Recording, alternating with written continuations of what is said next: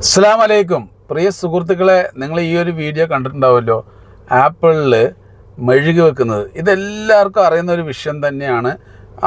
Apple കേടുവരാതിരിക്കാൻ വേണ്ടിയിട്ട് full മെഴുകി വെക്കും. പ്രത്യേകിച്ച് ഈ പച്ച ആപ്പിളിൽ 100% വെച്ചിട്ടുണ്ടാവും.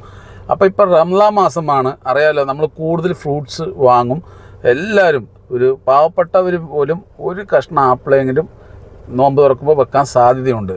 അപ്പം എന്നെ കൊണ്ട് ചോദിച്ചു കഴിഞ്ഞാൽ ഒരിക്കലും തൊലിയോടുകൂടി കഴിക്കാൻ നിൽക്കരുത്. ഓക്കെ, നിങ്ങൾ എത്ര തന്നെ ശ്രമിച്ചാലും ആ മെഴുകെടുക്കാൻ കഴിയില്ല. അതിലും ബെറ്റർ, ഏറ്റവും കൂടുതൽ ഈ തൊലിയിലാണ് അത് കൂടുതൽ സത്തുള്ളത്. പക്ഷെ പറഞ്ഞിട്ട് കാര്യമില്ല.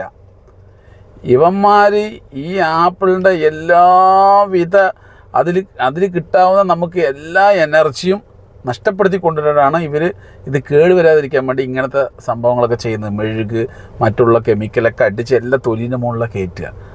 അപ്പോൾ തൊലി ഒഴിവാക്കുക. അതിൻ്റെ ഒരു ഗുണം നമുക്ക് വേണ്ട. കാരണം എന്താ വെച്ച് കഴിഞ്ഞാൽ അറിയാലോ നിങ്ങൾക്ക്, ഏറ്റവും കൂടുതൽ കേരളത്തിലാണ് ക്യാൻസർ റിപ്പോർട്ട് ചെയ്യുന്നത്, ഏറ്റവും കൂടുതൽ. അപ്പോൾ എന്താ വെച്ച് കഴിഞ്ഞാൽ ഇതേപോലെ ഈ ഭക്ഷണത്തിലെല്ലാം ഓരോ മായങ്ങൾ ചേർത്താണ്. അതുകൊണ്ട് ഈ 100% എനിക്ക് പറയാനുള്ളത്, ഒരിക്കലും ആപ്പിൾ തൊലിയോടുകൂടി കഴിക്കരുത്, സ്പെഷ്യലി പച്ച ആപ്പിൾ. അപ്പോൾ തൊലി കളയുക, എന്നിട്ട് കഴിക്കുക. ഒരുപാട് സാധനങ്ങൾ തൊലി റിമൂവ് ചെയ്യാനുള്ള ഒരുപാട് സംവിധാനങ്ങൾ വന്നിട്ടുണ്ട്. ചെറിയ ചെറിയ പ്രൈസിനൊക്കെ കിട്ടും. അപ്പോൾ നിങ്ങൾക്ക് അത് വാങ്ങിയിട്ട് തൊലി കളഞ്ഞിട്ട് അടിപൊളിയായിട്ട് കഴിക്കുക.